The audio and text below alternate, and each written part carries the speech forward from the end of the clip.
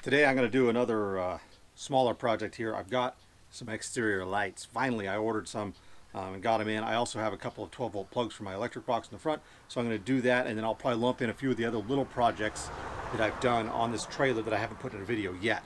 We're getting ready to go on another trip. We're going to go up through Washington, Oregon. My sister's up in Oregon right now. We're going to go up through there and then into Idaho again to visit some friends and just have a good 3-week-long trip, do some good rock hounding and that sort of thing, and maybe some fishing and all that good stuff. But I want to get these lights on first, and these lights you can see here are basically the same color as the trailer. Within reason, they were closest I could find, and I'm going to put one up here, probably about here, and I'll probably put one on the other side in a similar area. I might put one right above the door, but there's a thing there, so it's going to probably have to be here and there. And if you remember correctly, I've got a switch on the inside that I left one spare switch to turn on my exterior lights. So these will have, they already have a switch wired up. There's already wires going through. I just have to put a hole through the wall again and wire these on. So we're going to get these all rigged up, and then we'll do the tongue box plugs as well, because now that I have my shower on there, it's harder to get in the box, so I want some nice plugs to be able to plug in my solar and a 12-volt outlet for my shower. Sweet, let's get going. Warning, this video may contain scenes of extreme untidiness. Viewer discretion is advised.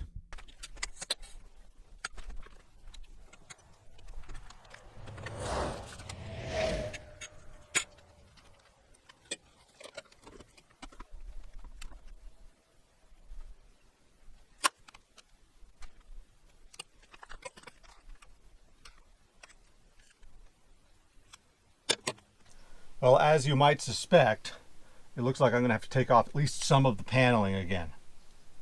Goody. Because I don't want to poke a hole in the paneling and run wires down to it. That would look really chintzy. So I'm going to have to pull all this off, all that off, and then hopefully I can like reach my hand in there and get to it so I don't have to pull the whole thing down. So, part of the game. Remember, electrical first. Windows, then electrical, and plumbing if you happen to do that. But if I'd done all that first, I wouldn't have to be taking this paneling off. I'll get back to you when it's off.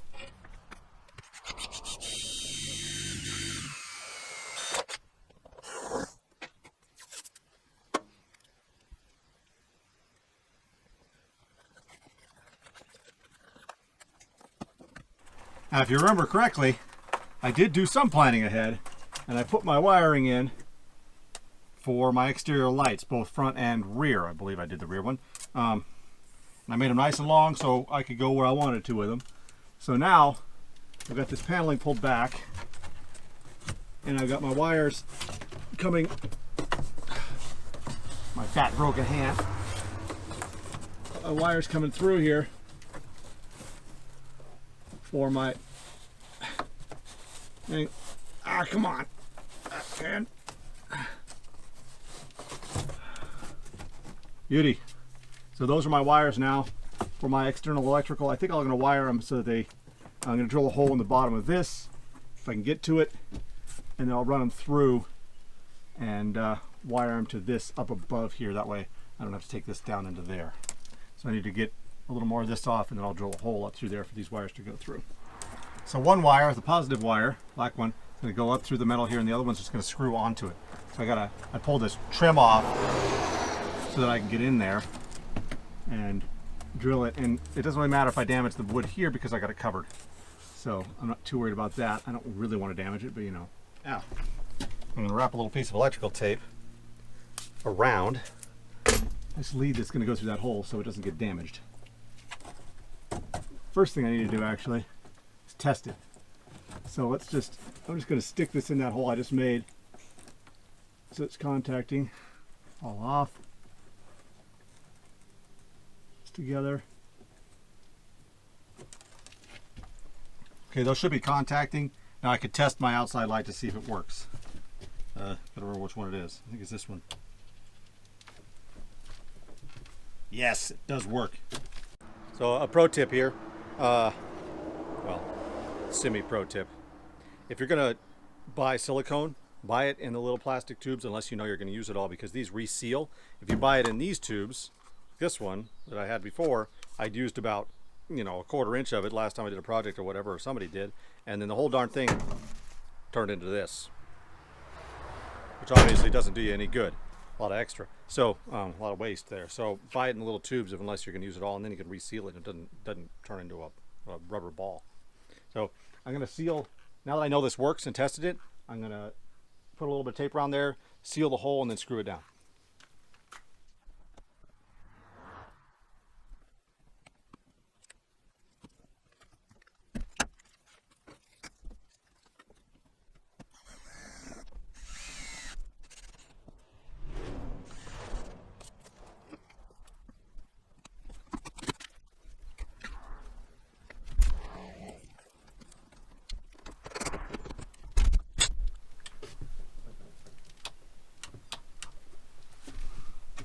First one works. Well, I've got that all reassembled, and as you can see, my lights are up nicely. They almost match the outside color of my trailer, which is pretty cool. And of course, I'll have a link for what these lights are in my in the below for Amazon. And you can see here, hit the right light switch, and voila, lights. They don't look very bright right now, but at night I think that these are going to be very nice light directed here underneath where the awning is going to be, so our table and everything is lighted up. Sweet. Thank you for watching, and I'll have a couple more clips here on the end of the few other things that I've built in the meantime that I haven't shown yet, including a little bit of work on the tongue box. This is the last project I'm going to do before I go on my trip. I just want some extra electrical plugs to go on the outside of this box, so I don't have to open and close it to plug in my solar and things like that, or my shower. That way, because I've now got the shower water on top of this, it's harder to get into. So I want to reduce the amount of times I have to get into that box. So I'm going to put this plug here for the 12 volt on outlet, and then on the other side I'm going to put a 12 volt in to the solar panel rig. And that way I can charge my batteries, plug my solar panel in, and I can also plug in my shower or any other 12 volt thing. There's one here, and I'm going to put one on the other side and do that. And so I got these plugs, and I got a bunch of these plugs to go into them, and I'll set everything up on these wires. All right. I truly despise hole saws. They're one of my least favorite tools, especially the cheap ones. Like, I don't have my good ones here, so I got this cheap one. It's really annoying, but sometimes you just deal with what you got.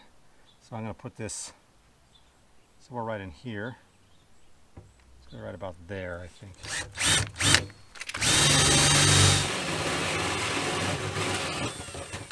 Yay. Ow! Son of a... That sucker was hot. Perfect. That'll work good there. Do one on the other side, but my battery's dead. I want to show you a really cool tool that machinists and a lot of metal workers I'm sure are familiar with, but a lot of people aren't. This is a deburring tool, and it's really sweet. It's got this little wobbly blade on the tip that spins around here, and you can replace it. It's got a little spring thing. You pull it down and pull this little blade out. And you can get different ones. You can get ones with deburrs on them with like circular hole chamfering bits and stuff, but they're great for deburring a part, and you can make them longer and shorter. And then they usually have a little storage spot in the back to put extra tips in. But they're great for these metal holes. Like, I got a big burr right here, and I can use this tool to kind of carve that burr off. I've got my burrs cleaned off. These just screw in. They have a little lock nut on it, and they've got this rubber washer here, which will kind of waterproof them in there. I'm not too worried about too much water getting in around them. So there we go.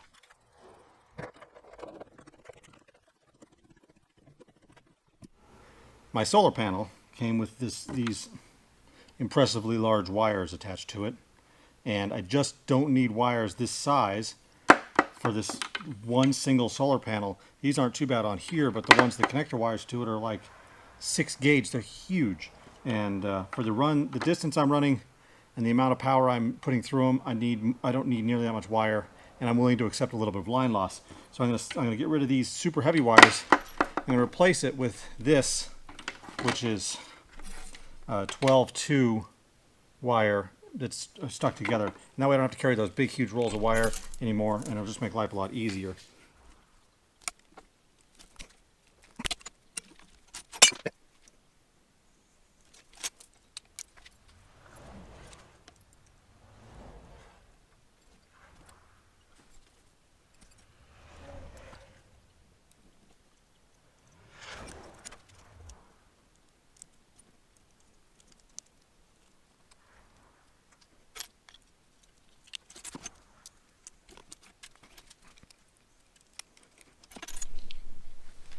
super bright out here today. Moment of truth, I got this plugged into my solar panel. Solar panel sitting over there. I failed to get the little red light in this hole, which tells me the power's coming, but I can actually see it in there, so I know it's working. And this goes here, solar in. Okay, crew, here's my in-the-box view. The in-the-box view here. I've got my 12 volt in for my solar panel here. I've got my inverter, got my battery and everything hooked up to it. And then this is my 12 volt out to where I can put my shower or other things. This is my 120 volt that I can plug into the inverter. Goes right there. And that powers my internal plugs. I can reach in through the hole here and turn the inverter on and off through this hole, which is nice. I could barely get it though, make the kids reach in there probably. And then I got all my other storage in the tongue box. I got a few other things that go in here. And I close that up and my solar shower goes on top. Also gonna make like a mesh whole cover for this because sometimes my son sleeps up here and then sometimes he likes to sleep in the car where it's a little quieter. So we want to be able to store stuff up here and keep it up there. So I've got this old mesh. This was a trampoline off of my Hobie Cat sailboat that died. And so I had this fabric from this other project, but it's really good stuff and it's still really strong. So I'm going to make some like drop down things that go right here. I got two pieces of this. Are graceful here. It's got these grommets on the back side here, and those I'll just be able to bolt those to there, and then I'm going to run this up, and I'm just going to cut it in half. It looks like, and sew some hooks on the top so that I can have this across here.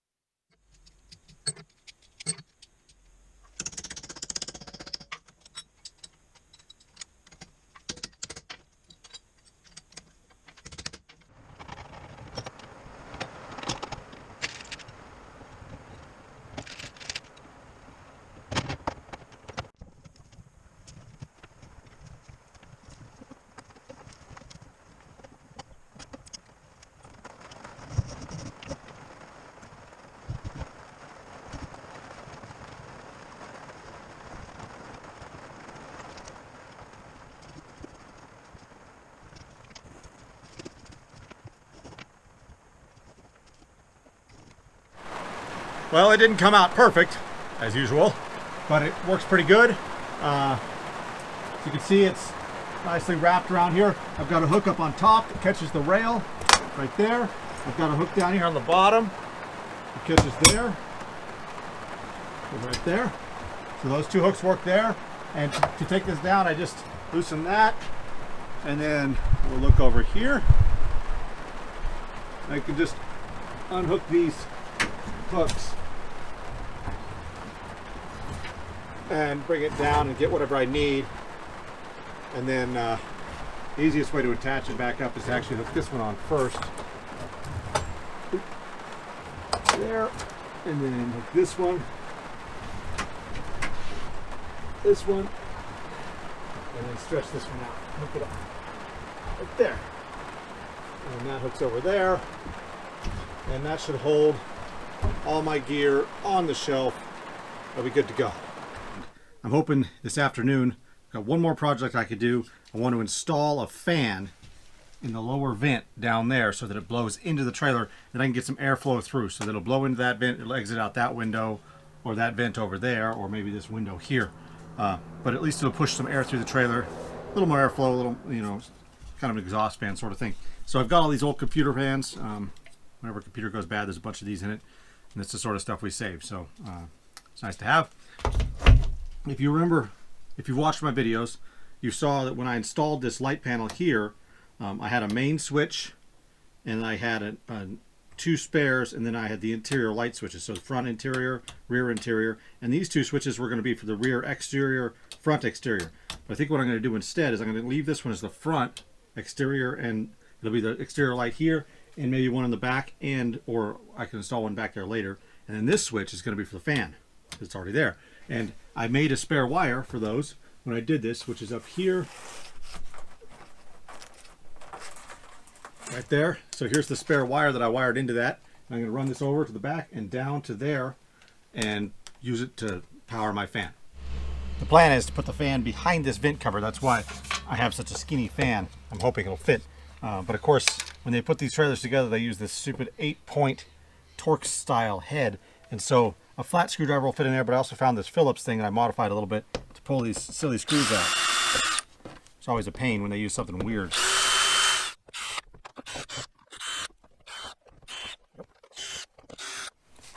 There you go. Now, the fan will go right there. I'm hoping maybe right like that, and then the cover will go back over it. Let's see if it'll fit. Close. It'll fit. See, it'll just flex a little bit around it. Perfect. When you look at these fans, the rating of the fan is written on here. See, it says 12 volt DC, 0.32 amps. So that's a pretty good size computer fan. This one here is a littler one. It also says 12 volt DC, but it says 0.12 amps. So it's like 1/3 of the power of this fan. So I'm going to use the more powerful fan because I want to be able to move as much air as I can. I went and dug around in my fan bucket a bit more and I found another fan. This one fits right into here, which is pretty sweet. And it's a 0.6 amp fan. It moves a lot more air, and it actually fits nicely right into the thing. So I'm going to use this instead of the other one, and I'm just going to wire that right in there, and it'll fit, I think. The problem is it has to go like this, and the little holders are on the wrong side. I think I'm just going to put it in there like that and see if I can get it to work that way. Pretty cool.